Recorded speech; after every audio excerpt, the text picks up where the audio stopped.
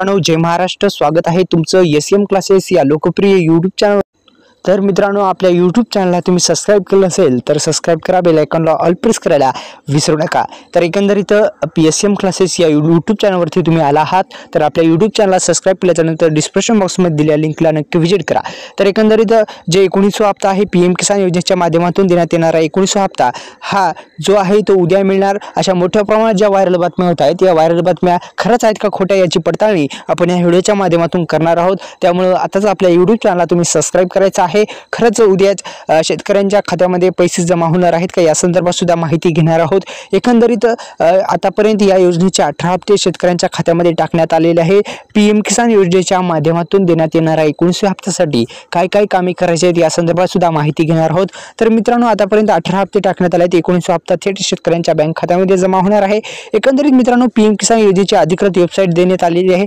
तिथे जाऊन तुम्ही ई-केवायसी प्रक्रिया असेल किंवा अनेक काही कामे असतील तर ते करू शकता, जेणेकरून तुमच्या खात्यामध्ये जे पैसे आहेत ते पैसे योग्यरित्या येतील. जेणेकरून आपल्या खात्यामध्ये पैसे येण्यासाठी 19व्या हप्त्याची ई-केवायसी प्रक्रिया पूर्ण करा. दुसरं म्हणजे मित्रांनो, काही प्रॉब्लेम जर असतील तर तुम्ही दुरुस्त करू शकता. आणि 2019 पासून ही योजना सुरू करण्यात आलेली आहे. एकंदरीत मित्रांनो, प्रधानमंत्री किसान महासन्मान निधी योजना सुरू केली आहे आणि ज्या अंतर्गत आतापर्यंत दरवर्षी 6,000 रुपये मिळत असतात. आणि पीएम किसान योजनेअंतर्गत आतापर्यंत देशातील 13 कोटीहून अधिक शेतकऱ्यांना या योजनेचा लाभ मिळालेला आहे. पीएम किसान योजनेच्या सरकारने आतापर्यंत 18 हप्ते जारी करण्यात आलेले आहेत आणि 19वा हप्ता थेट शेतकऱ्यांच्या खात्यामध्ये जमा करण्यात येणार आहे. 19व्या हप्त्यासंदर्भात माहिती सांगायची असल्यास 19व्या हप्त्यासाठी ई-केवायसी प्रक्रिया पूर्ण असणं गरजेचं आहे. अत्यंत महत्त्वपूर्ण सूचना आहे मित्रांनो. ई-केवायसी प्रक्रिया पूर्ण नसेल तर करून घ्या. तर मित्रांनो, अशा पद्धतीने हप्ता थेट तुमच्या खात्यामध्ये जमा होणार आहे.